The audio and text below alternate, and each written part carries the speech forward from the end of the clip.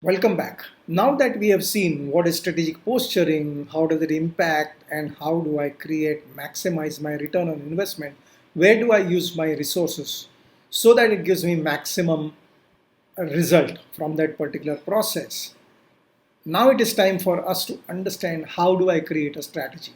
As I told you that we will learn how to create a strategy so that we reach our goals sure shot. That's the beauty of this session. So let's look at how to create a strategy.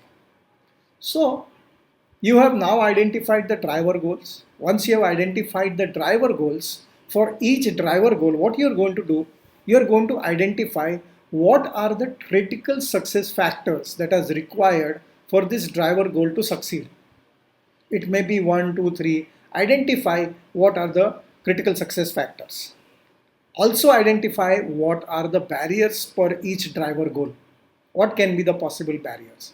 Now, once you have identified what are the critical success factors and barriers for each driver goal, then what you are going to do is that is where you can define a strategy. What is a strategy? The strategy is which meets critical success factors and it overcomes barriers. Anything that overcomes a barrier can be a strategy. Anything can meets the critical success factors is what is a strategy. I hope you are getting the point. So driver goals, identify critical success barriers, and strategy is what meets critical success factors and what overcomes a barrier to reach the final goal. This is what. So before you can't go directly jump into the critical success factors. You will have to identify the driver. While you can do that, but then you're wasting your resources in some places where it may not give you the kind of impact that you're looking for. That's the importance of identifying driver goals and recipient goals, right? So let us look at an example of this whole story. This story is there, I think so, in the book. I don't remember where I read this book because keep on reading a lot of books, but I think so it is in Emotional Intelligence or somewhere. Now, Nestle was a company which manufactures coffee, and it wanted to sell coffee in Japan. Now, caffeine was banned in Japan that time, so it was a very daunting task for Nestle to sell coffee in Japan. In fact, they were very they were a big failure. After 2 years, they couldn't do anything in the market.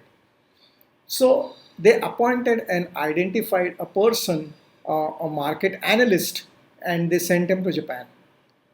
And he gave them a plan over 5 to 7 years. Now you might be surprised, the analyst giving a plan for 5 to 7 years.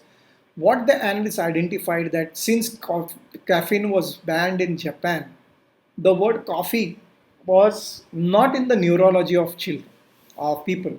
So what he suggested Nestle is that let us introduce the word coffee, and they introduced coffee flavored pastries, coffee flavored chocolates, coffee flavored all different kinds of products which did not contain caffeine. So over a period of time, the word coffee was introduced to the Japanese market, and today, in I think so it was, if I remember, it was 10 years. It took 10 years for Nestle to market coffee into Japan. So, were they strategically thinking?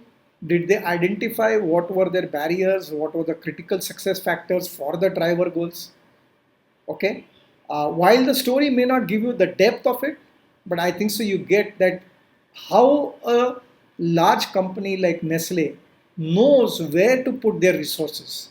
They identify the driver goal was to find out what is the barrier so that they can create it. Then they created a strategy called coffee flavored pastries, coffee flavored, so that the problem was that coffee was not in the Japanese minds. They introduced that. They not inoculated, they injected the word coffee into their minds, and that's how they could sell coffee. I hope you're getting this whole session. We covered what is strategic thinking. We first understood what is strategy. Then we covered strategic posturing. Then we identified the driver goals and the recipient goals using a process. where do I put my resources? How do I maximize my return on investment? And then finally, how do I create a strategy so that I can reach my goals sure shot every single time? And finally, the story of Nestle. I think so. Uh, you will understand the depth and the power of strategic thinking. So, guys, go ahead, use the golden nuggets from this, apply this in as many places that you need, and reach the top. Thank you very much.